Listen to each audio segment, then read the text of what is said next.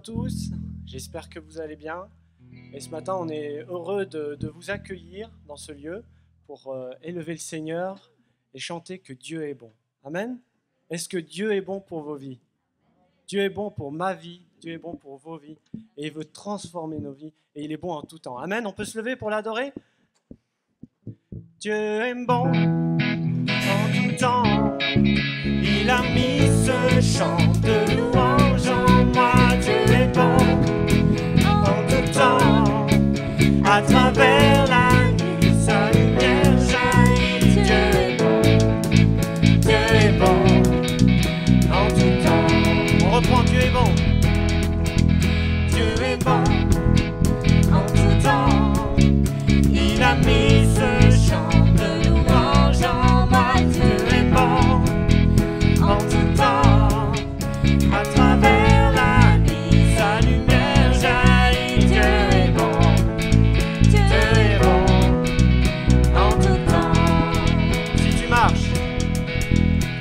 tu marches dans les ténèbres et que l'ombre t'envahit, ne crains pas, il te guide et il te protégera. Il a promis d'être avec toi, jamais il ne t'abandonnera. Dieu est bon en tout temps. Il a mis ce chant de louange en moi. Dieu est bon en tout temps. À travers la nuit, sa lumière jaillit. Dieu est bon en tout temps. Nous étions si indignes, mais il est mort pour nous tous. Nous remplis de son esprit, maintenant nous déclarons que son amour durera jamais et ses bontés pour l'éternité. Dieu est bon en tout temps.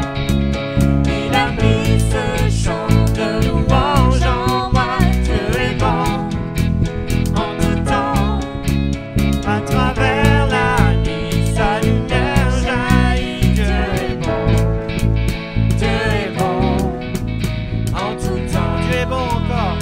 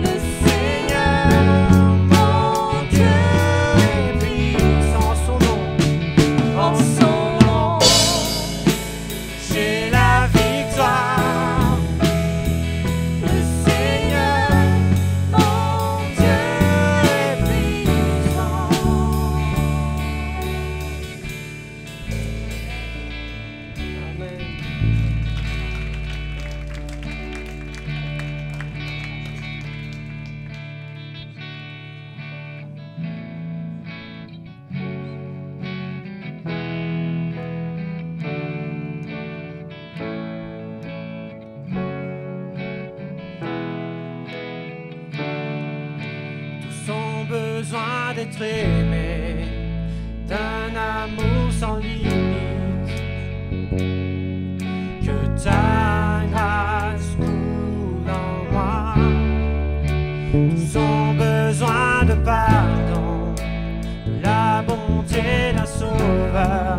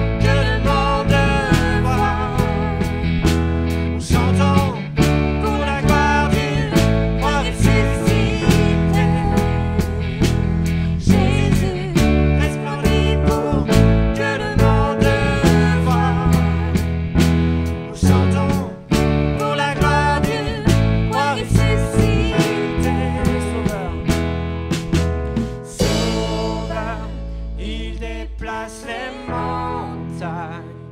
Mon Dieu sauve avec puissance, il sauve avec puissance, pour toujours, créateur du salut. Jésus a vaincu la mort, il a vaincu la mort, sauveur, sauveur, il déplace les montagnes. Mon Dieu sauve avec puissance, il sauve avec puissance, pour toujours, créateur du salut. Jésus a vaincu la mort, il a vaincu la mort, pour toujours, créateur du salut. Jésus a vaincu la mort, il a vaincu la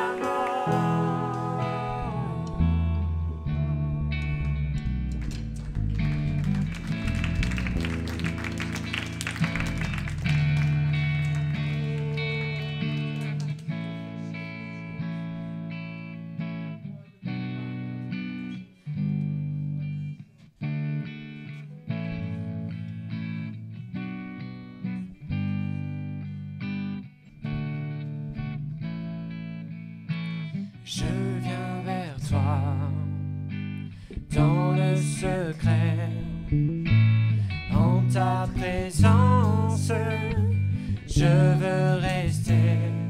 Tu es, tu seras toujours là.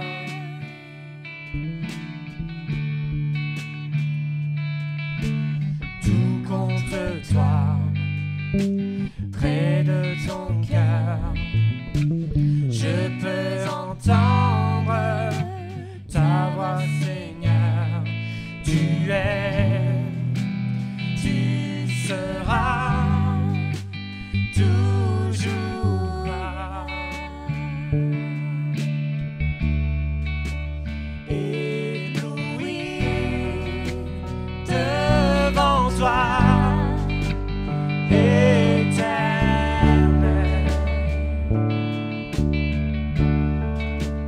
ébahi par l'amour.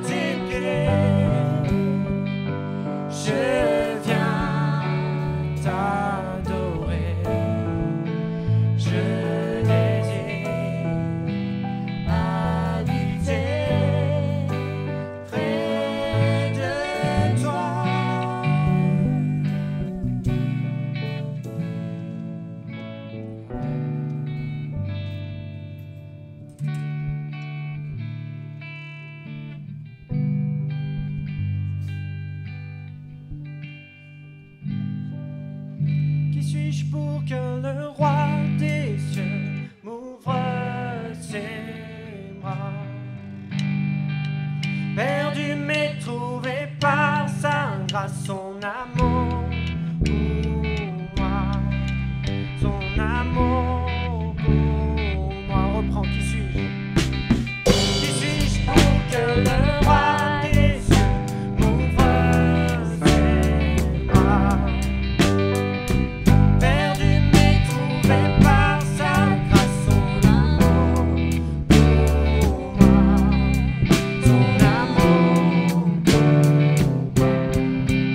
Il m'a libéré, ma dette est payée. Je suis enfant de Dieu, je suis à lui. M'a libéré. Il m'a libéré, ma dette est payée. Je suis enfant de Dieu, je suis à lui. Il m'a racheté. Il m'a racheté à la croix grâce à son âme. J'étais esclave du péché, mais il m'a sauvé. Jésus m'a sauvé. Il m'a libéré, ma dette est payée. Je suis enfant de Dieu, je suis à lui. Et dans sa maison, j'ai trouvé ma place. Je suis enfant de Dieu, je suis à lui. Dans sa maison, et dans sa maison, j'ai trouvé ma place.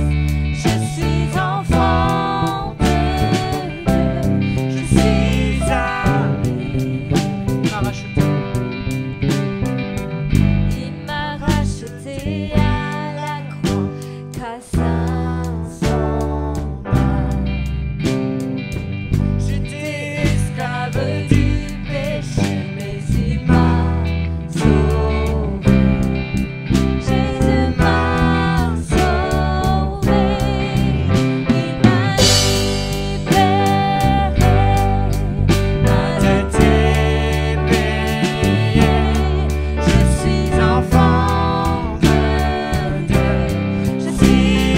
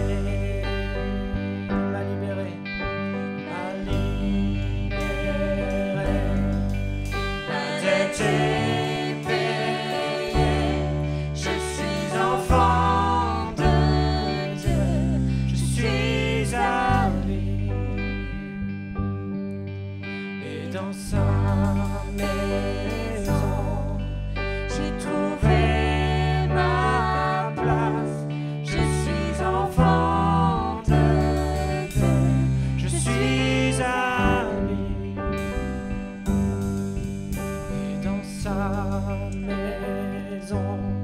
J'ai trouvé ma place. Je suis enfant de Dieu. Je suis à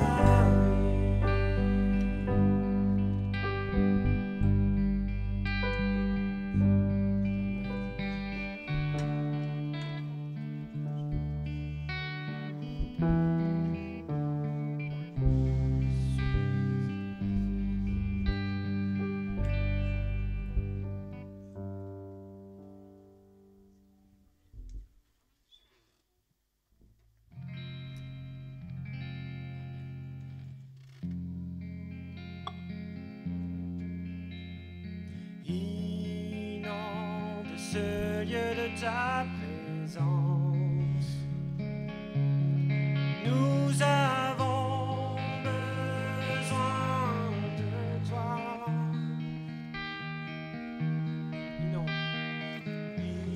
Inonde ce lieu de ta présence. Nous avons besoin de toi. Inonde le lieu de ta présence, comme une prière. Nous avons besoin de toi. Inonde ce lieu de ta présence. Nous avons besoin de toi. Viens, esprit de révélation, souffle sur nous, souffle sur nous.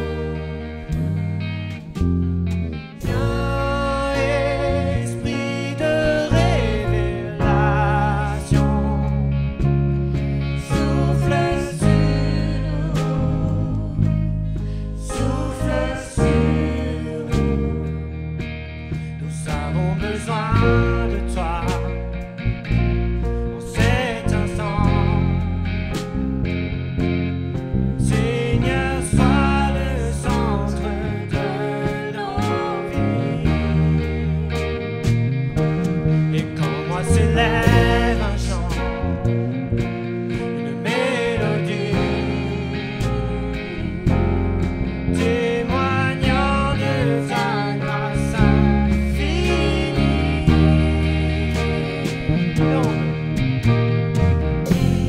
Inonde ce lieu de ta présence. Nous avons besoin de toi. Proclamons-le pour nos vies ce matin. Inonde mon cœur de ta présence. Nous avons besoin de toi. Avec mon cœur. Inonde mon cœur de ta présence. Nous avons besoin de toi. Viens, esprit de révélation, souffle sur nous, souffle sur nous. Viens, esprit de révélation, souffle sur nous, souffle sur nous. Nous avons besoin de toi en cet instant. Seigneur, sois le centre de nos vies. Et quand moi s'élève un chant, une mélodie, témoignant de ta grâce infinie.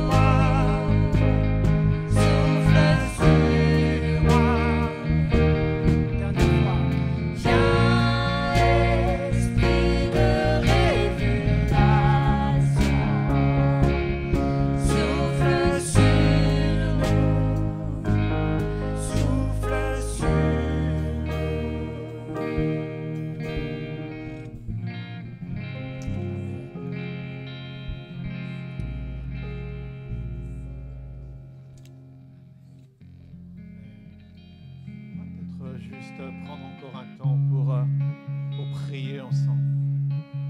On a parlé de rafraîchissement. Comme nous avons pu le voir ces dernières semaines, ces derniers mois, par faute de manque de pluie, les terres se dessèchent. La nature se dessèche. Nos vies aussi, à nous, peuvent se dessécher. C'est pour ça que nous avons besoin de venir à cette source qui est Dieu. Et ce matin, je vous invite vraiment, simplement à être là dans cette disposition, à lever les mains vers le Seigneur, à dire votre besoin à Dieu. Seigneur, viens, rafraîchis-moi. Viens dans mon âme ce matin, viens dans mon cœur ce matin. Oh Jésus, j'ai tellement besoin. Seigneur, rafraîchis mon âme. Rafraîchis ma vision. Rafraîchis mon cœur. Seigneur, viens. Ce matin, je veux être là dans ta présence. Inonde ma vie ce matin, Jésus. Viens. Je t'accueille, Seigneur. Viens. Je vous invite vraiment ce matin comme un temps de rafraîchissement pour vous. Oh, il y a eu de la sécheresse dans vos cœurs. C'est comme si votre vie ne pouvait plus être trempée. C'est comme si une couche s'était faite et vous étiez devenu hermétique aux choses de Dieu. Et ce matin, le Seigneur veut vraiment rafraîchir des vies. Vous faire goûter quelque chose de nouveau. Tout à nouveau. Seigneur, nous sommes là dans ta présence ce matin. Inonde-nous. Inonde-nous. Oh Jésus, viens. Coule sur les vies ce matin. Viens, Seigneur. Une joie nouvelle. Oh, un regard nouveau pour voir les choses de Dieu. Des pensées nouvelles ce matin. Au nom de Jésus. Au nom de Jésus-Christ. Que Dieu vous rafraîchisse. Que l'huile d'en haut du ciel coule sur vos vies. Viens, Seigneur. Est-ce qu'on peut le dire ensemble? Seigneur, viens. Viens dans ma vie. Viens, Seigneur. Viens dans ma vie, Jésus. Viens dans ma vie. Viens, Seigneur, viens. Oh, viens, Seigneur. Viens dans ma vie, Seigneur. Que ce soit une prière, un désir. Oh, Seigneur, viens ce matin, rafraîchis-moi.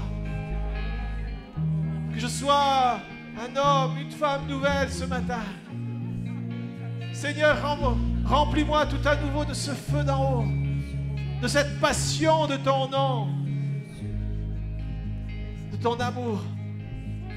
Oh Jésus, viens, inonde-moi, Seigneur.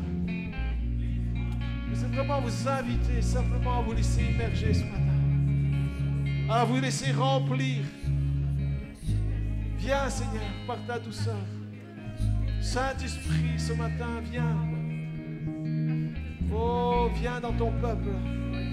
Viens dans la vie de tes enfants.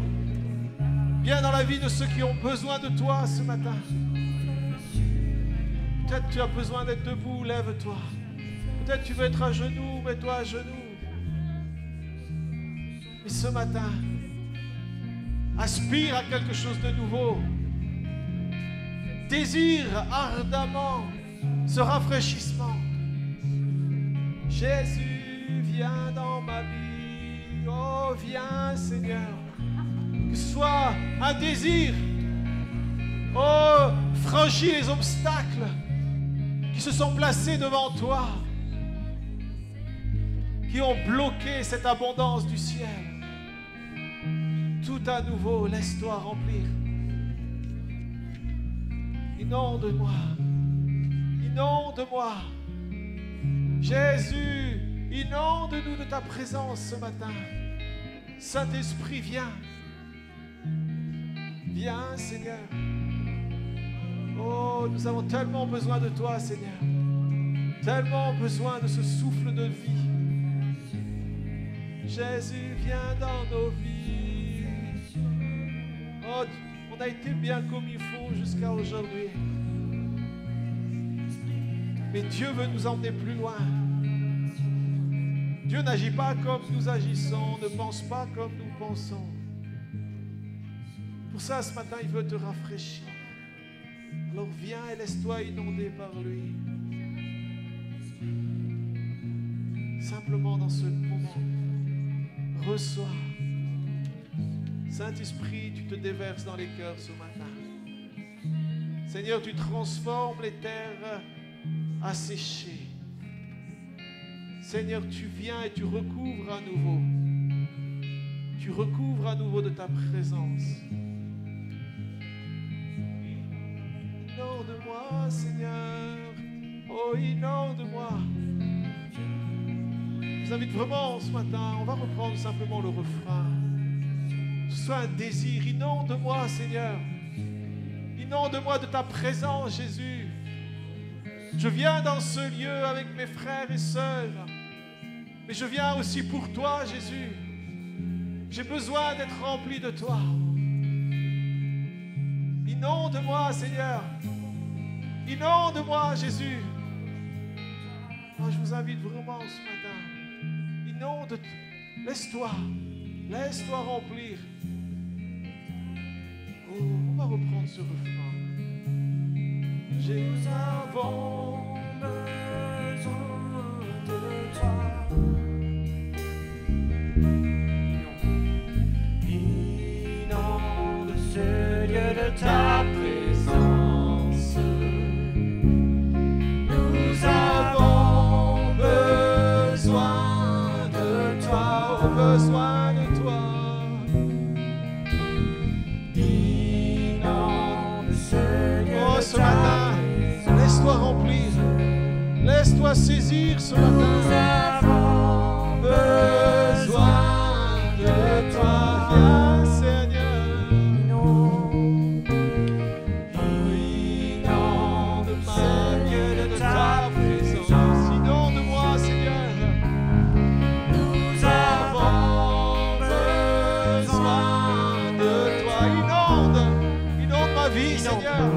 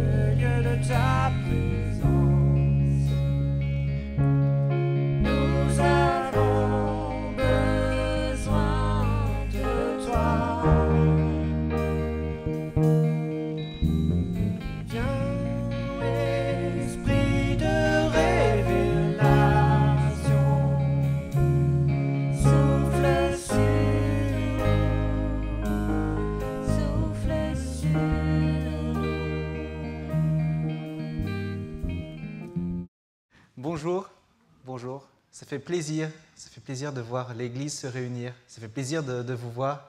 Il y a beaucoup de nouvelles têtes et juste avant de commencer le message, c'est vrai que ce n'est pas facile parce qu'on se rend compte qu'il y a des nouvelles personnes qui viennent, mais on n'a pas forcément le temps, l'occasion de vous saluer, mais vraiment sachez-le, vraiment vous êtes précieux aux yeux de Dieu, vous êtes précieux aussi à nos yeux. Et même si on n'a pas encore l'occasion de se retrouver, de faire des réunions plus intimistes et que nous respectons tous les gestes barrières, vraiment, on est vraiment content que vous soyez là et on a hâte aussi de prendre plus connaissance avec vous.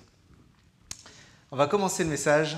Donc on va voir dans le psaume 42, au verset 2, « Comme une biche soupire après des courants d'eau, ainsi mon âme soupire après toi, ô Dieu. Mon âme a soif de Dieu, du Dieu vivant. Quand donc pourrais-je me présenter devant Dieu? Mes larmes sont ma nourriture jour et nuit, car on me dit sans cesse, mais où est donc ton Dieu ?» Beaucoup de gens autour de nous viennent nous voir et nous disent « Tu es chrétien, mais où est donc ton Dieu ?» Beaucoup de gens ont des questions sur Dieu. Beaucoup de gens ont plein de questions sur Dieu. Et ils viennent nous voir et puis ils disent « Mais si Dieu existe, pourquoi est-ce qu'il y a le malheur sur terre ? Toi, tu dis que tu es chrétien, tu crois dans un Dieu, mais dans ce cas-là, où est-ce qu'il est ton Dieu quand on voit tel malheur et tel malheur ?» Ça, c'est des questions, dès que l'on commence un peu à parler autour de nous, il y a des personnes autour de nous qui vont nous dire ces choses-là. Je ne sais pas pour vous, mais moi, ça m'est déjà arrivé plein de fois, des gens, des amis, des proches, des gens de ma propre famille me dire « Toi, tu crois en Dieu, mais où est ton Dieu lorsqu'il s'est passé cela ? Où est ton Dieu lorsqu'il s'est passé cela ?» Beaucoup de gens, en fait, veulent voir Dieu. Autour de nous, beaucoup de personnes veulent voir Dieu. Ils ne le disent pas, certains ne vont jamais l'avouer, mais beaucoup de personnes veulent rencontrer Dieu. Le problème, c'est qu'on leur a barré le passage. Bien souvent, le passage menant à Dieu leur a été barré. Et qu'est-ce qu'on leur dit à la place ? On leur dit « Dieu n'existe pas ». Dieu est pour les personnes qui sont faibles, les personnes qui sont simples d'esprit, pour les personnes qui ont besoin d'une béquille. Et ce qui est fou, c'est de se dire qu'en permanence, on est influencé par des gens qui croient que Dieu n'existe pas. En permanence, quand vous regardez autour de vous, des gens qui ne croient pas en Dieu vous influencent. Ils nous influencent à travers les films, à travers les séries, à travers ce que l'on peut lire, à travers les vidéos sur YouTube, à travers toutes ces choses-là.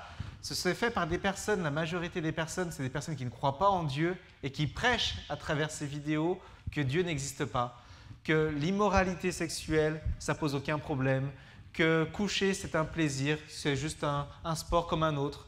Ils prêchent qu'on peut aller consulter les sciences occultes pour résoudre nos problèmes, on peut aller faire des choses, voir des magnétiseurs, faire de l'hypnose, faire ces choses-là parce que c'est une solution pour les problèmes. Et ces gens-là, ils prêchent pour nous parce que comme Dieu n'existe pas, eh bien, faisons ce que nous voulons, suivons nos envies, suivons nos passions, et de toute façon, tout ira bien à la fin. Et nous sommes environnés par ce climat-là. Et les gens qui sont autour de nous sont environnés par ce climat-là. Et ils entendent ça toute la journée, Dieu n'existe pas, Dieu n'existe pas. Et ils viennent te voir, toi, et disent, mais t'as vu, ton Dieu, où est-ce qu'il est, ton Dieu ? C'est pas facile, hein ? C'est pas facile parce que derrière cette question, il y a beaucoup de détresse, il y a beaucoup d'amertume, il y a beaucoup de tristesse parfois même. Et ce matin, je veux vraiment qu'on prenne ce temps de message pour répondre. Quelle est la réponse de Dieu à cette question ? Mais où est ton Dieu ? Avant de commencer, il faut réaliser que l'homme a des attentes et que Dieu a des attentes. Mais les deux attentes ne se rejoignent pas. L'homme attend Dieu à un certain endroit et Dieu attend l'homme à un autre endroit. Et c'est comme si vous donnez rendez-vous à quelqu'un et vous dites par exemple rendez-vous à Saint-Priest. On dit rendez-vous à Saint-Priest, on donne rendez-vous à 14h demain à Saint-Priest. Mais si jamais tu ne donnes pas le lieu, ça va être compliqué. Ça va être compliqué. Je ne sais pas si vous êtes déjà arrivé d'avoir quelqu'un qui vous donne un lieu de rendez-vous comme ça, c'est très flou. Vous arrivez, vous êtes là à l'heure, vous regardez votre montre, il n'y a personne. L'autre personne, elle est bien là, mais sauf qu'elle est à un autre endroit, elle a 3 km, 4 km, puis il faut marcher, et puis on arrive en retard finalement, et ça se passe mal. Pourquoi ? Parce qu'on n'est pas au bon endroit. Parce qu'on veut se rejoindre, mais on n'est pas au bon endroit. Et bien souvent, avec Dieu, c'est la même chose. Les gens posent la question, mais Dieu, où es-tu ? Mais ils ne sont pas là où Dieu est. Et Dieu attend aussi les personnes qui viennent à lui pour pouvoir les rencontrer. Pour ça, les gens disent, mais où est-ce qu'il est ? Va vers lui et tu le rencontreras. Et on verra vraiment aussi comment le rencontrer. L'homme a des attentes, mais Dieu a d'autres attentes. L'homme veut vivre une expérience avec Dieu. Vrai ou faux ? Beaucoup de personnes veulent voir Dieu, veulent vivre une expérience avec Dieu. Ils disent « Ah oui, mais si Dieu existe, alors moi je veux vivre cette chose-là avec lui. » Mais Dieu, lui, il a d'autres attentes. Lui, Dieu, il veut transformer le cœur de l'homme. L'homme veut vivre une expérience avec Dieu, mais Dieu veut transformer avant tout le cœur de l'homme. L'homme, il veut satisfaire sa connaissance. Il veut avoir des réponses à ses questions. Il a toutes les questions de la planète qui sont là, et l'homme veut des réponses de la part de Dieu. L'homme veut même parfois rentrer en jugement avec Dieu. Vous avez déjà rencontré des personnes comme ça qui disent « Moi, si je tenais Dieu comme ça, eh ben, vous verrez ce que je lui dirais. » Et l'homme veut délibérer avec Dieu. Mais sachez une chose, c'est que Dieu, lui, veut libérer l'homme du péché. On voit que les attentes sont différentes. L'homme a des attentes différentes de la part de Dieu. Il y a deux objectifs différents. L'homme, lui, bien souvent, ce qu'il veut, c'est à court terme. Il veut une réponse tout de suite. L'homme ne voit pas plus loin que le bout de son nez, il veut avoir une réponse maintenant. Dieu, lui, il voit le panorama complet. Et Dieu, lui, il veut le meilleur pour nous. Il veut le meilleur pour nous maintenant, mais il veut aussi le meilleur pour nous pour la suite et pour l'éternité. Et c'est à cause de cela que parfois Dieu n'est pas là où nous l'attendons. Parce que Dieu a un plan qui est bien plus grand, bien plus meilleur pour nous. Mais bien souvent, nous ne sommes pas au bon endroit. Moi, ce qui est intéressant, c'est que beaucoup de gens vont avoir plein de réponses. Mais ce n'est pas triste, ce n'est pas dommage d'avoir toutes les réponses du monde et d'être esclave du péché et de passer son éternité en enfer. C'est pas triste quand même, imaginons que quelqu'un va rencontrer Dieu, il a toutes les réponses qu'il veut, mais à quoi ça lui sert si le péché le rend esclave et l'enferme tous les jours dans des murs de colère, dans des murs de dépression, dans des murs de jalousie, dans des murs d'addiction, dans des murs de peur? À quoi ça nous servirait d'avoir toutes les réponses de Dieu si jamais c'est pour rester esclave toute notre vie et rester dans cet état-là? Dieu, il a des projets bien plus grands pour nous, bien plus grands pour nous. Il ne veut pas juste répondre à nos questions, il veut nous rendre libres. Je ne sais pas ce qui vous tient captif, je ne sais pas ce qui vous tient lié. La peur, des addictions de toutes sortes, la dépression parfois même, des colères face à ce qui a pu arriver dans votre vie. Sache une chose, Jésus-Christ veut te libérer. Dieu veut te libérer. Et bien sûr, il veut aussi te donner des éléments de réponse. Mais avant toute chose, Dieu veut te libérer parce que tant que tu es captif, tu ne pourras pas rentrer dans la présence de Dieu. Tant que tu es captif du péché, tu ne pourras pas rentrer dans la présence de Dieu maintenant sur terre. Tu ne pourras pas rencontrer véritablement Dieu sur terre tant que tu es captif. Et c'est pour ça que Dieu veut avant toute chose te libérer. Il veut le meilleur pour toi. Parce qu'une fois que tu seras libéré, tu connaîtras la vérité et alors tu seras véritablement libre. Et alors tu pourras véritablement rencontrer Dieu. Et alors tu pourras goûter une nouvelle vie. Dieu veut le meilleur pour toi. Il ne veut pas juste des réponses à tes questions. Il ne veut pas juste te donner ces choses-là. Il veut te donner une nouvelle vie, une vie de liberté, une vie de guérison aussi, de guérison de ton passé. Mais pour cela, il n'appelle qu'une seule chose, c'est à ce que l'on vienne à lui, à ce que l'on se rende au point de rendez-vous qu'il a fixé. Ce n'est pas à Dieu de venir nous voir là où nous exigeons qu'il vienne, mais Dieu nous invite à venir là où il est. Dieu a établi un chemin, il a établi une manière pour le rencontrer. Et c'est à nous de l'emprunter.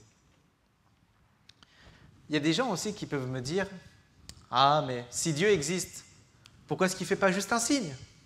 Moi, il y a des gens qui m'ont dit « Moi, je croirais en Dieu si jamais je vois un grand signe, une grande chose qui se passe. S'il se passe cette chose-là, alors oui, je croirais que Dieu est Dieu, je croirais que Jésus-Christ est le Fils de Dieu venu sur terre, mort et ressuscité pour nos péchés.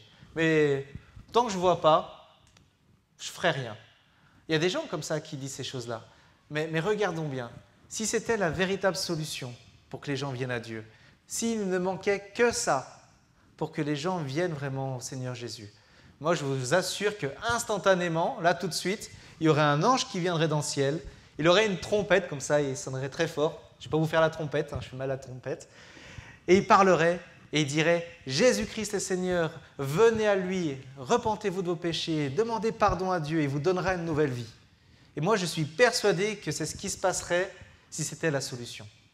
Mais en réalité, ça ne changerait rien. Les gens le verraient, ils verraient l'ange. « Ah, Jésus-Christ est Seigneur, ah, c'est bien, c'est bien. Ah, demandez pardon. Ah non, quand même. Hein. Quoi, je me suis trompé toute ma vie, ça veut dire que moi j'ai eu tort et que Dieu avait raison. Ah non, quand même, ça m'embêterait, hein, ça me piquerait quand même. » Et beaucoup de gens continueraient leur vie pareille. Regardons bien, l'histoire nous parle, l'histoire nous enseigne. Il y a 2000 ans, à l'époque de Jésus, Jésus était présent, il marchait sur terre. Dieu était présent sur terre en tant qu'homme pour nous parler, pour s'adresser à nous et pour montrer aussi quelle était la volonté de Dieu. Et des hommes et des femmes ont vu Jésus-Christ faire des miracles extraordinaires. Moi, ce qui m'a le plus frappé, c'est vraiment le moment où on le voit, c'est juste avant qu'il vienne à Jérusalem, avant qu'il aille à la croix. Et il est là, et il y a un homme qui est mort depuis 4 jours. Les gens disent, voilà, il est mort depuis 4 jours, il est dans le tombeau, voilà, c'est fini, quoi. Ils disent à Jésus, Jésus, c'est fini, on le sait, c'est fini. Et Jésus-Christ ramène à la vie cette personne. Cette personne revient à la vie. Cette personne s'appelait Lazare, et cette personne revient à la vie. Plein de gens l'ont vu. Plein de gens l'ont vu. Les gens, ils ont vu Jésus aller vers le tombeau, dire « Lazare, sort ». Lazare est sorti. Mais est-ce que ça a changé leur vie? Non. Parce que Jésus-Christ leur disait « Mais toi, tu veux suivre Dieu dans ta vie, tu n'es pas juste sur ce point-là. Tu dois accepter que sur ce point-là, tu as tort. Tu dois accepter que sur ce point-là, tu fais du mal. Tu dois accepter de revenir sur tes pas, de revenir en arrière, de demander pardon. » Mais là, il y a plein de gens, ils disaient « Non, moi, ça ne m'intéresse pas. Moi, ça ne m'intéresse pas. » Et voire même, Jésus, il les embêtait parce que Jésus disait « Vous êtes des chefs religieux pour certains ?» Il parlait aux pharisiens « Vous êtes des chefs religieux. Dieu ne vous approuve pas. » Et là, ces gens-là disaient « Mais qui il est, lui, pour contester notre pouvoir ?» On va se débarrasser de Jésus. Vous voyez, il y a des gens, ils ont pu voir des miracles. Mais parce que Jésus, parfois, peut être dérangeant dans les vies. Parce que Jésus vient pointer du doigt les choses qui ne vont pas. Et il y a deux attitudes de cœur. Soit on part vite en courant, ou bien on reconnaît humblement devant Dieu et on dit « Oui, Seigneur, tu as raison, transforme ma vie. » On voit qu'en fait, ce n'est pas juste un signe qui ferait que les gens aient un cœur nouveau. On voit que souvent, c'est l'orgueil. C'est l'orgueil qui empêche les gens de venir à Dieu. Ce n'est pas le manque de connaissances, ce n'est pas le manque de signes dans le ciel, mais c'est l'orgueil qui tient les hommes captifs et qui les empêche de venir à Christ. Quand l'homme pose cette question, il a des attentes de la part de Dieu. Quand l'homme dit « Mais où est donc ton Dieu ?» L'homme a des attentes. Mais il faut savoir une chose, Dieu n'a rien fait de mal. Dieu est irréprochable. Dieu n'a absolument rien à se reprocher de tout ce qui a été fait. Mais maintenant, à nous de nous poser cette question, mais est-ce que ça ne serait pas nous qui aurions tort? Est-ce que finalement, ça ne serait pas nous qui nous serions trompés? Est-ce que finalement, Dieu n'aurait pas des réponses à nous donner, des réponses que nous ne connaissons pas? Et peut-être que ce que tu as appris était peut-être faux. Peut-être que ce qu'on t'a enseigné à travers tes lectures, à travers tes sites internet, à travers tes films, tes séries, peut-être que cet enseignement était faux. Peut-être même que ton enseignement religieux qu'on t'a pu te donner par le passé, peut-être que cet enseignement était erroné sur certains points. Seigneur dit simplement, mais venez à moi. Venez à moi. Moi, je veux vous donner des réponses. Mais pour cela, Dieu attend une seule chose, c'est des hommes et des femmes qui viennent vers lui d'un cœur sincère. D'un cœur sincère. Pas quelqu'un qui dit, moi je sais tout, Seigneur, je vais t'expliquer, mais quelqu'un qui vient humblement devant Dieu en disant, Dieu, je suis ta créature, c'est toi qui m'as créé, c'est toi qui as créé mon intelligence, je n'ai pas tout compris, mais je viens vers toi, Seigneur, pour avoir des réponses. Et quand on vient devant Dieu avec un cœur de cette manière, alors oui, là il va se passer quelque chose. Là il va y avoir une rencontre. Là il va y avoir vraiment la main de Dieu qui va venir sur cette personne et qui va l'amener plus loin. Où est ton Dieu? Où est ton Dieu? Pour répondre à cette question, en fait, je me disais, si je veux répondre entièrement à cette question, il y a 2 points. Quand les gens posent la question « Où est ton Dieu ?», ils peuvent nous dire à la fois « Mais où était Dieu dans ma vie ?» mais aussi « Où est Dieu dans le monde qui nous entoure ?» Où est Dieu dans les drames que l'on peut voir sur la télévision et sur Internet? Où est Dieu? Donc ça fait 2 réponses. On va d'abord prendre la première partie, c'est ma vie. Où est Dieu dans ma vie? Dieu est présent au bout d'un chemin. C'est Dieu qui établit le chemin qui mène à lui. Tu veux rencontrer Dieu, tu veux voir Dieu, prends le chemin qui mène à lui. C'est simple, hein? Moi, si je veux aller à Marseille, je suis à Lyon, je vais aller à Marseille, moi je sais que je ne vais pas prendre la 6 direction Paris. Hein? Je sais que si je le fais, je vais arriver vraiment en retard. Hein? Je vais en faire des détours. Hein? Non, si je veux aller à un endroit, je prends le chemin. Personne au monde, quand il va partir en vacances, il va prendre une mauvaise route en disant « Non, mais c'est pas grave, je vais y aller quand même. » Personne. C'est du bon sens. On sait tous que si on veut aller à un endroit, il faut prendre le chemin qui mène à cet endroit. Et Dieu s'est adressé à nous, justement. Il y a 2000 ans, Dieu est venu en tant qu'homme sur terre, en Jésus-Christ, pour s'adresser à nous, pour nous dire « Il n'y a qu'un chemin qui mène à Dieu. » Et Jésus dit « Je suis le chemin, la vérité et la vie. Nul ne vient au Père que par moi. » C'est Dieu qui a établi le chemin qui mène à lui. Ce n'est pas nous. Ce n'est pas nous qui disons où est Dieu. Ce n'est pas nous qui disons de quelle manière il faut aller à Dieu. Ce n'est pas nous qui dictons à Dieu comment est le chemin pour venir à lui. Mais Dieu nous a dit, écoutez, c'est très simple, j'ai établi ce chemin, Ce chemin est en Jésus-Christ et en Jésus-Christ seul. Il n'y a jamais eu d'autre chemin qui mène au Père. Il n'y en a jamais eu, il n'y en a pas, et il n'y aura jamais d'autre chemin qui mène à Dieu qu'en Jésus-Christ. Dans toute l'histoire de l'humanité, il n'y a qu'une seule manière de venir à Dieu, c'est à travers Jésus-Christ. C'est Dieu qui a fixé ces choses-là. Et moi, quand j'en parle avec des collègues, des amis, ils me disent « T'es un peu extrémiste quand même, hein. T'es un peu extrémiste de dire qu'il n'y a qu'une seule manière. Et moi, je crois que c'est comme ça. Et bien moi, puisque je crois que c'est comme ça, c'est tout. » Je dis non, c'est en Jésus-Christ. Non, moi je crois que si je suis quelqu'un de bien, si je fais des bonnes choses, c'est bon, je serai en paix avec Dieu. Moi je dis non, ce n'est pas le bon chemin. Mais qu'est-ce qui se passe, c'est que quand on annonce le chemin, il y a deux réactions. Beaucoup de gens, ça les remet en question. Ça veut dire que quand on dit que Jésus-Christ est le seul chemin qui mène à Dieu, ça veut dire que ceux qui n'y sont pas se sont trompés toute leur vie. Et ça peut faire mal. Ça peut faire mal à son orgueil de se dire que toute notre vie, on a cru un mensonge. Que toute notre vie, on a marché dans une direction en pensant y arriver et qu'en fait, tout le long, nous avons fait fausse route.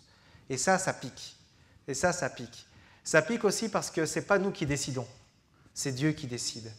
Et parfois, nous, on veut décider nous-mêmes. On veut avoir la main, on veut avoir le contrôle. On veut maîtriser les choses. On veut se dire, c'est moi-même qui suis Dieu, c'est moi-même qui fais ce que je veux. Mais Dieu dit non. Tu mènes le chemin, tu prends le chemin que tu veux, mais sache qu'il n'y a qu'un seul où je me trouve au bout. Ce chemin, c'est Jésus-Christ. Et sur ce chemin, il y a la croix. La croix, c'est le moment pour nous où on reconnaît qu'on a tort. C'est le chemin où on reconnaît que oui, on a besoin de Dieu. On a besoin de Jésus. C'est le chemin où le Seigneur nous révèle qui nous sommes véritablement. Parfois on se croit bien, parfois on se croit quelqu'un de bien, on se croit quelqu'un de propre, quelqu'un de net, mais quand on vient devant Dieu, on réalise qu'il en est tout autre. Dieu nous montre juste la vérité. Par rapport aux hommes, par rapport aux standards des hommes, tout va bien.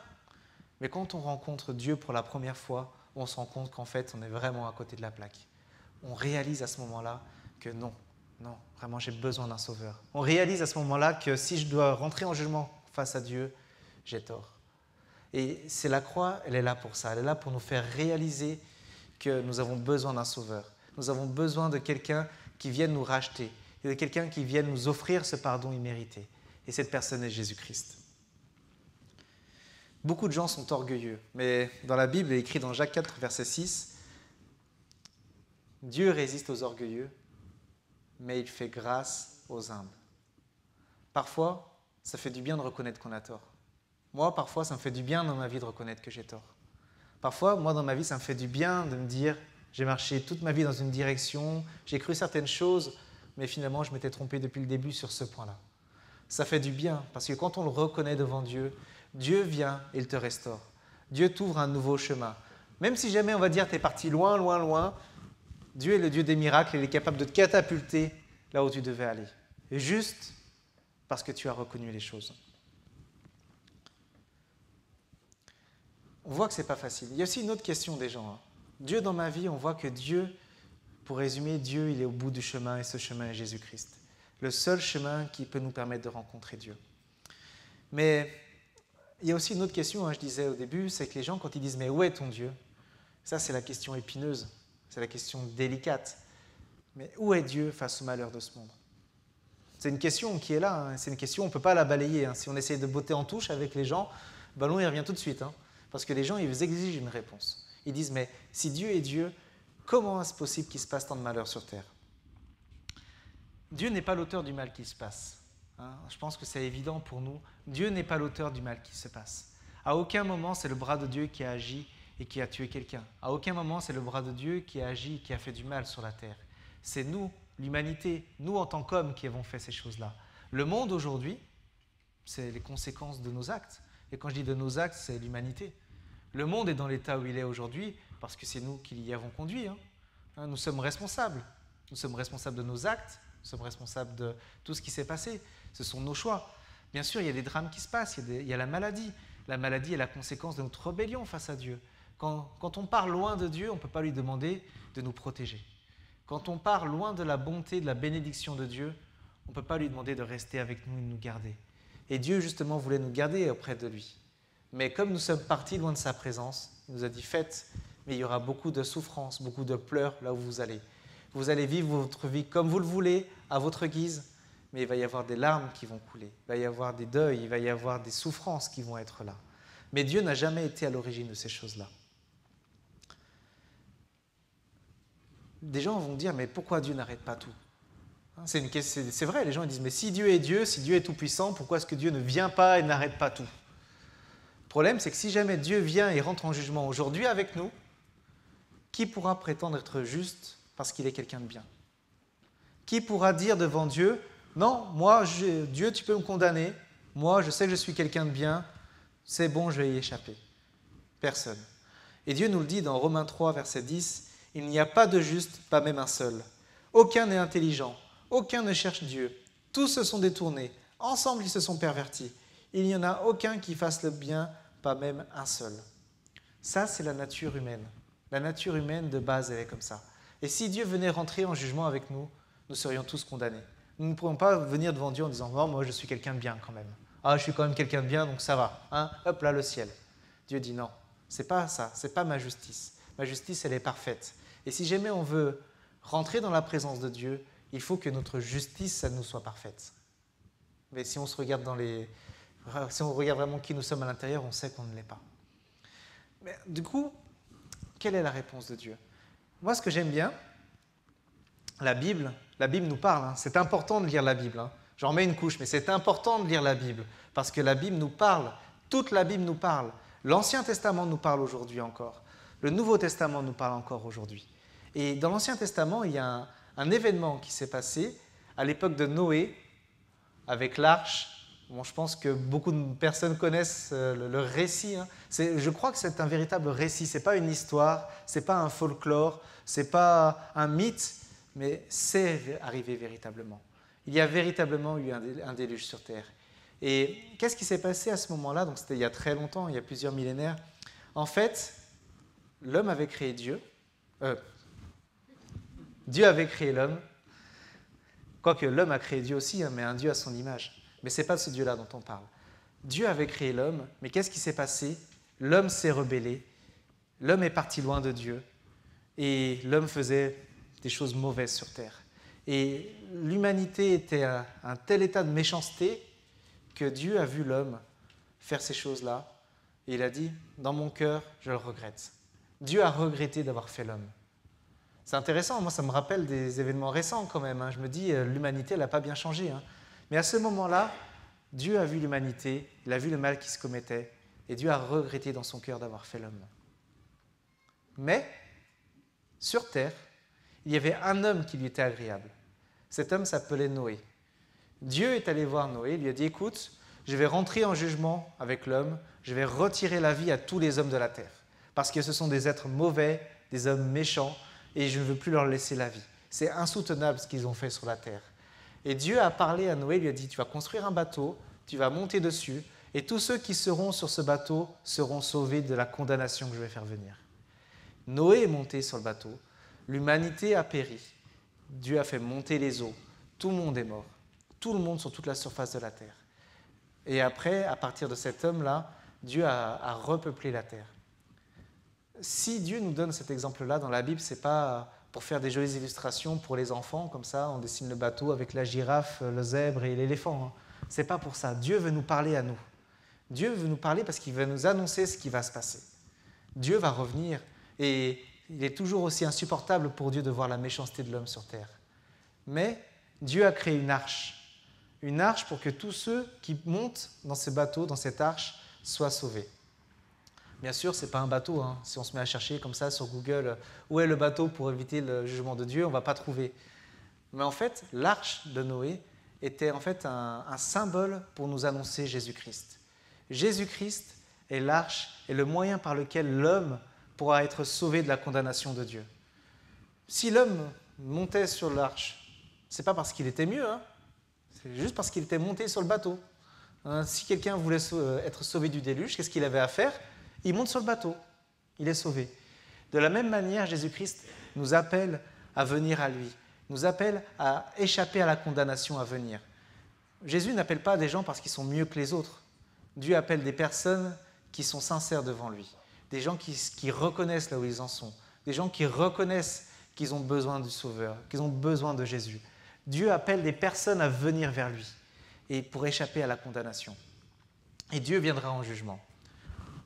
Alors vous allez me dire, mais pourquoi est-ce qu'il ne le fait pas tout de suite ? Pourquoi est-ce qu'il ne le fait pas tout de suite ? Pourquoi ? Pour les personnes qui sont encore là, les personnes qui ne sont pas encore montées dans l'arche. Parce que Dieu est un Père et il désire adopter les hommes et les femmes. Dieu est un Père qui aime l'humanité. Et tant que la dernière personne n'a pas fait son choix de monter oui ou non sur l'arche, il retardera son jugement. Parce qu'il veut que cette personne-là soit sauvée. Si toi qui m'écoutes ce matin, tu es là, tu te poses des questions par rapport à Dieu. Si tu te dis, mais pourquoi Dieu ne fait pas venir son déluge maintenant ? C'est à cause de toi. Parce qu'il est encore possible pour toi de dire oui, je veux monter sur l'arche. Et tant qu'il y a cette possibilité dans ta vie, Dieu va t'attendre. Parce que tu es précieux pour lui. Parce qu'il veut t'adopter. Il veut te faire rentrer dans sa famille. Il veut te déclarer son fils. Il veut te donner la vie éternelle. Il veut que tu passes l'éternité avec lui. Mais tu en vaux la peine. Tu en vaux la peine.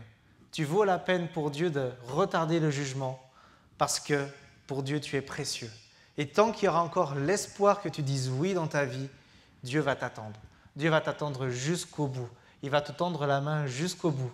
Jusqu'au moment où dans ton cœur, et Dieu le saura, où ça sera résolu, où ça sera acté. Alors là, ça sera ton choix, ta vie. Tu ne pourras plus venir, mais tu resteras dans la condamnation. Mais ça sera ton choix et Dieu respectera ton choix. Vraiment, mes bien-aimés, réalisons vraiment cette grâce que Dieu nous fait. Cette grâce que Dieu nous fait. Dieu veut nous sauver. Dieu veut que l'on vienne à lui. Et nous sommes précieux à ses yeux. Vous êtes précieux aux yeux de Dieu. On ne réalise pas la passion de Dieu pour nous.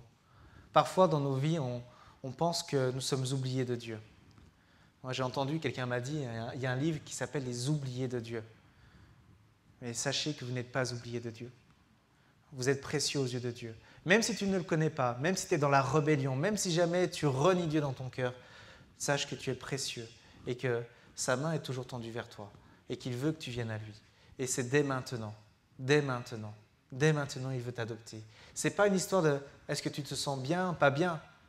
Ce n'est pas une histoire de se dire « ah, mais aujourd'hui, je ne me sens pas pécheur. Ah, aujourd'hui, je me sens bien. » Non, Dieu t'accepte tel que tu es. Si tu viens d'un cœur repentant, d'un cœur sincère, pour reconnaître là où tu en es, pour reconnaître que tu as besoin d'aide. Alors à ce moment-là, Jésus-Christ, lui, va te déclarer juste. Tu ne seras pas mieux que les autres. On est bien d'accord ? Nous ne sommes pas mieux que les autres. Mais c'est Dieu qui nous déclare juste. C'est Jésus-Christ qui dit « Moi, j'ai payé pour ta justice. J'ai payé le prix de ta justice. Le prix de tes péchés était élevé, mais à la croix, j'ai payé le prix de ta justice. J'ai tout payé devant Dieu pour que le moment du jugement, quand le moment viendra, le prix soit payé par moi. Jésus-Christ a payé pour toi, pour te déclarer juste. Il te déclare simplement juste. Il te dit, viens mon fils, ma fille, maintenant tu es juste. Tu vas dire, mais je ne suis pas mieux que les autres.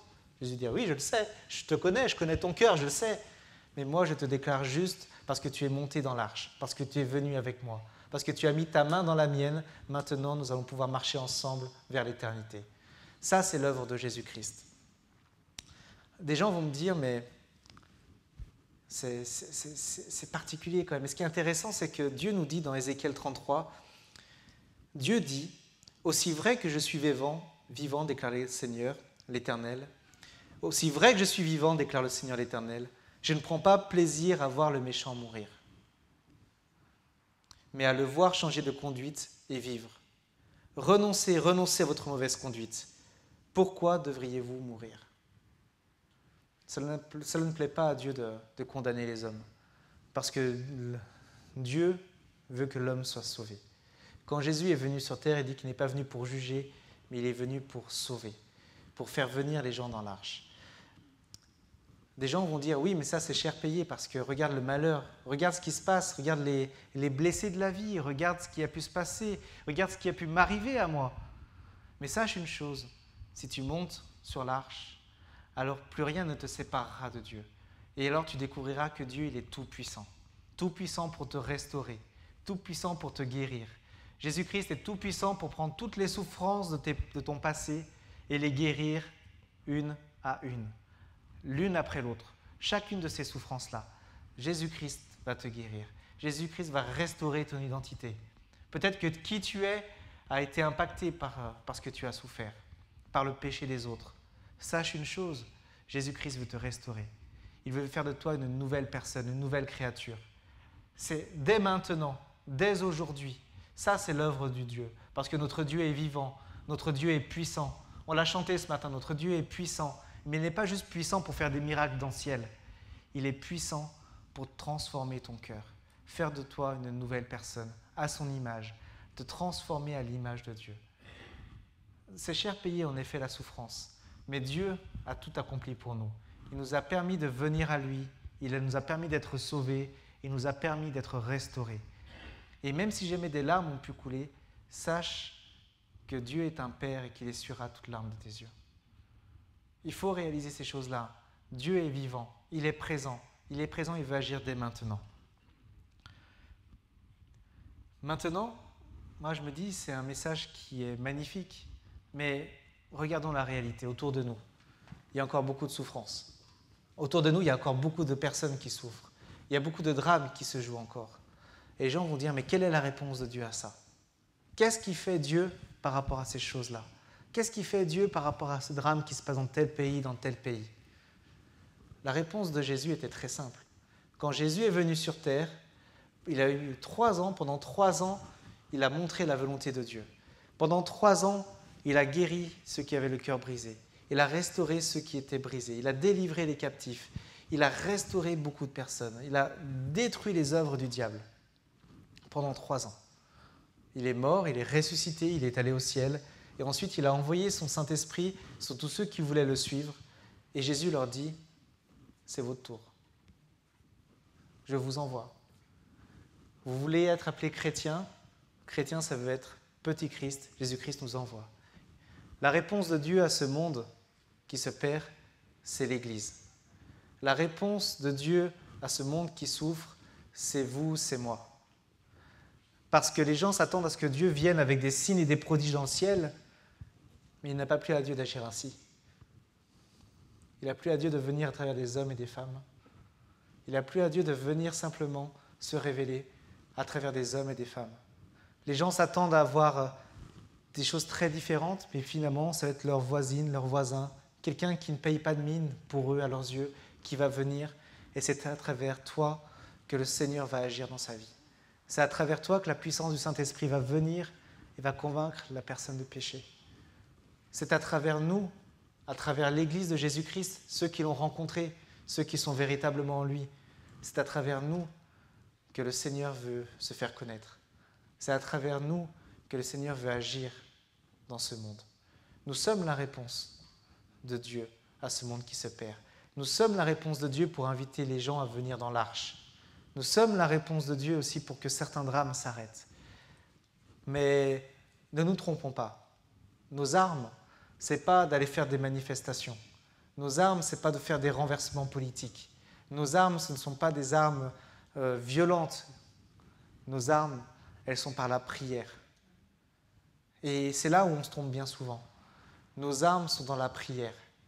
Parce que Dieu veut que le monde soit sauvé. Mais il y a des oppositions aujourd'hui. On le voit autour de nous, il y a des oppositions. Et ces oppositions, elles sont spirituelles. Il y a des esprits qui sont là, qui feront tout pour que les gens ne soient pas sauvés. Il y a des esprits qui tiennent certaines personnes dans ce monde pour maintenir un système en place pour que les gens ne soient pas sauvés. Et nous sommes là, dans ce monde, et nous devons combattre le bon combat. Et ce combat est celui de la prière. Moi, je me dis, mais comment ça se fait qu'on voit encore si peu de choses en France? Comment ça se fait qu'on voit encore si peu de choses en France? Et moi, j'ai une réponse de Dieu personnelle que je vais vous partager. En fait, Dieu m'a dit, c'est parce qu'on ne demande pas correctement. Alors, demander correctement, ça peut être soit parce que je me trompe dans l'objet de ma prière, mais quand on demande le salut, quand on demande que des gens viennent à Christ, on sait qu'on est dans le plan de Dieu. Mais si on demande mal, la deuxième manière de demander mal, c'est parce qu'on n'y met pas notre cœur. Parce que ce sont des prières superficielles. Parce que Dieu, en fait, il veut que l'on fasse à lui des prières qui soient telles, d'une telle intensité, que son bras va bouger. Dieu met dans nos cœurs des sujets de prière tels pour que dans notre cœur, on soit travaillé jusqu'au moment où on fait la prière telle que le bras de Dieu va venir et brasser le monde spirituel et délivrer les captifs. Dieu attend des hommes et des femmes qui sont engagés à prier jusqu'à ce que les choses se passent. Mais hélas, bien souvent, notre cœur il est froid. Moi, je ne sais pas pour vous, mais moi, j'ai constaté que mon cœur parfois était froid face au malheur des autres. J'ai constaté que parfois mon cœur était froid face au malheur des gens autour de moi. Et que j'étais là comme ça, je menais ma petite vie chrétienne, tranquille. Et puis il pouvait arriver ce qui se passait à côté, ça n'allait pas me toucher. Et Dieu m'a dit, tu vois Julien, c'est ça ton problème. C'est que tu as un cœur froid. Comment est-ce que tu veux faire une prière qui soit exaucée si tu viens me voir et que tu pries avec un cœur avec une telle froideur? Et là, j'ai dit, Seigneur, vraiment, viens au secours de ma froideur. Viens au secours parce qu'en fait, je ne désire pas ces choses-là. Je le fais peut-être par habitude, mais dans mon cœur, il n'y a pas ce feu, le feu que tu veux mettre en moi. Et moi, j'ai une conviction, c'est que si l'Église se met à prier, à reconnaître son état, se met vraiment à se dire, mais moi, je veux penser à ces choses-là, je veux orienter mes pensées à ces choses-là, Dieu va mettre en toi des sentiments nouveaux. Peut-être que le salut de tes voisins, le salut de ta famille, aujourd'hui, ce n'est pas ce qui porte le plus pour toi. Mais sache une chose, c'est que si jamais tu dis à Dieu, mais moi je prie dans cette direction, viens changer mon cœur, alors là, tu vas commencer à avoir un désir nouveau, un feu nouveau pour ce sujet-là. Et Dieu va mettre en toi un feu, et à tel point que tu vas prier peut-être même 1 heure, tu ne t'en rendras même pas compte, parce que tu seras là avec Dieu. Et Dieu veut t'amener à un point où tu amèneras cette prière d'une telle intensité que le bras de Dieu va bouger et que le monde spirituel tremble. Et là, tu verras la main de Dieu agir. Pour finir, moi, c'est quelque chose qui va dans ce sens-là. Est-ce que vous connaissez le nom du peuple de Dieu dans l'Ancien Testament? Comment Dieu appelle-t-il son peuple dans l'Ancien Testament? Il l'appelle le peuple d'Israël. C'est intéressant de se dire, Dieu appelle dans l'Ancien Testament son peuple le peuple d'Israël. Alors Israël, c'est une personne, hein. C'est une personne, c'est le fils d'Abraham, d'Isaac. Donc après Isaac, il y a eu Jacob. Et avant de s'appeler Israël, il s'appelait Jacob. Et Jacob était là. C'était quelqu'un qui connaissait les promesses de Dieu. Il connaissait les promesses du grand-père Abraham. Il connaissait les promesses de papa Isaac. Et Jacob, il était là, mais c'était quelqu'un, voilà, s'il pouvait moyenner, si jamais il pouvait trouver des raccourcis, s'il pouvait trouver des manières d'aller plus vite, d'arranger les choses à sa sauce, il le faisait. Et à un moment dans sa vie, Jacob, il était vraiment loin, loin, loin, il était parti loin, il était au fond du trou. Et à un moment donné, il était là comme ça, et il apprend une mauvaise nouvelle. Il apprend que son frère aîné, qu'il avait roulé dans la farine, son frère aîné venait avec des centaines d'hommes armés, et ce n'était pas pour lui faire des bisous. C'était vraiment pour l'exterminer lui ainsi que toute sa famille. Et là, Jacob, il était là, il dit, mais moi, je connais les promesses de Dieu. Je connais les promesses de Dieu. Je connais la bénédiction de Dieu qui me revient. Et là, pendant une nuit, avant sa rencontre avec son frère, il a passé toute une nuit à lutter avec Dieu. Pendant toute une nuit, Jacob a lutté avec Dieu. Et il a dit à Dieu, je ne te laisserai pas partir tant que tu ne m'auras pas béni. Je ne te laisserai pas partir tant que tu ne m'auras pas béni. Et il répétait à Dieu, je ne te laisserai pas partir tant que je ne verrai pas ta bénédiction. Je veux voir ta bénédiction, je ne te laisserai pas partir. Et toute la nuit, Jacob a lutté avec Dieu. Jusqu'au moment où Dieu a dit, ok, je réponds à ta prière. Ok, mais maintenant, je vais changer ton nom. Tu ne seras plus appelé Jacob, tu seras appelé Israël, celui qui lutte avec Dieu. Et le nom du peuple de Dieu est Israël, celui qui lutte avec Dieu. On ne lutte pas avec Dieu pour l'amener là où Dieu ne veut pas aller. On lutte avec Dieu parce que nous savons ses promesses, mais nous savons qu'elles ne sont pas encore visibles. Et nous luttons avec Dieu pour les voir s'accomplir de notre vivant. Nous luttons avec Dieu parce que nous voulons voir, goûter ces choses que Dieu nous a promises. Mais pour cela, Dieu attend qu'une chose et dit, est-ce que tu veux rentrer dans la lutte ?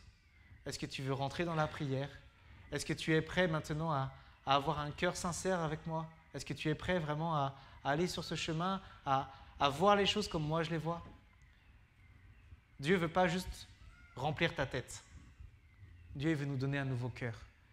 Il ne veut pas nous donner n'importe quel cœur. Il veut nous donner son cœur. Il veut nous donner son cœur plein de compassion pour ce monde qui se perd. Il veut nous donner son cœur sans jugement, pour les gens autour de nous.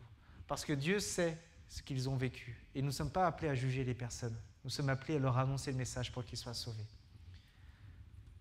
C'est possible. C'est possible. Les promesses de Dieu sont possibles. Ce n'est pas réservé à un autre continent, ce n'est pas réservé à un siècle lointain, ce n'est pas réservé à, je sais pas moi, d'autres églises, d'autres endroits. Les promesses de Dieu sont possibles aujourd'hui. Moi, j'en ai cette conviction, je l'ai réalisée pour l'Église, mais aussi personnellement, j'ai réalisé que c'est possible, que ce que Dieu t'a promis, il veut l'accomplir.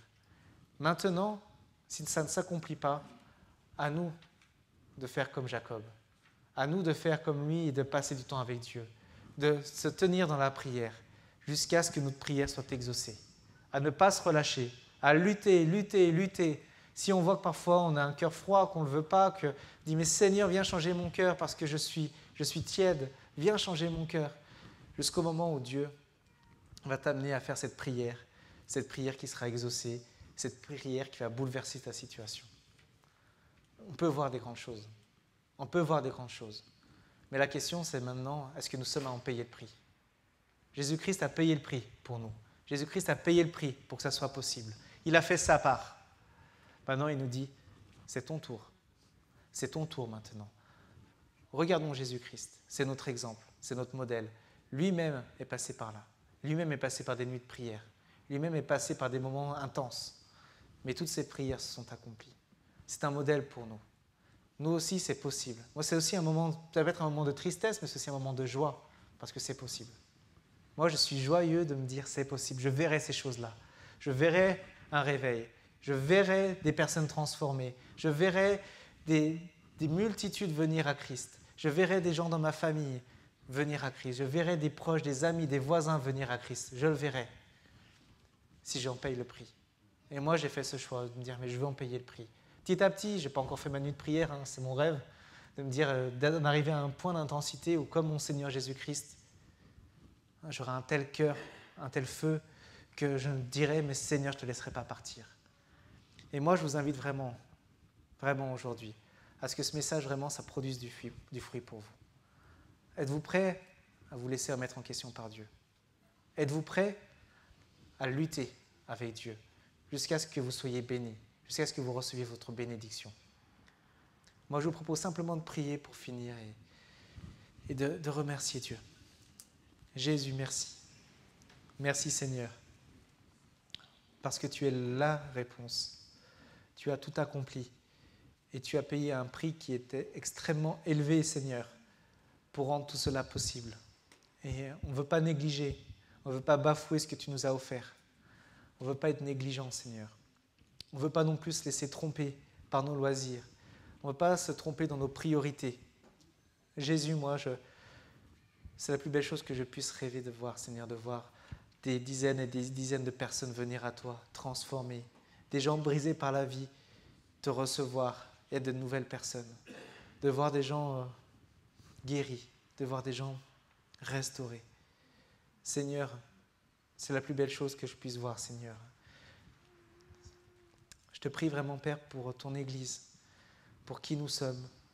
Aide-nous, Seigneur, aide-nous à ne pas être superficiels, mais à avoir vraiment ce cœur qui t'appartient, à prendre cette décision, Seigneur, de marcher sur ce chemin, le chemin de l'accomplissement de tes promesses. Seigneur, bénis chaque personne, mais aussi ces personnes qui sont sur Internet. Je ne sais pas par qui ce message sera vu, mais vraiment, je te prie pour chacun, Seigneur. Agis. Je te prie simplement, Père, d'agir. Amène-nous à revenir en arrière, à reconnaître qu'on s'est fait endormir, anesthésié par plein de choses. Amène-nous, Seigneur, à revenir à tes pieds et à avoir ce feu pour toi. Que rien ne soit plus important dans nos vies que toi. Que rien ne soit plus important dans nos vies que de voir l'accomplissement de ce que tu as accompli, Jésus, à la croix. Merci, Seigneur, encore. Jésus, sois glorifié. On s'attend à toi pour la suite. Je m'attends à toi pour la suite. Qu'il y ait dans cette Église des Israëls de Dieu, des personnes qui luttent avec Dieu et qui remportent des victoires. Amen.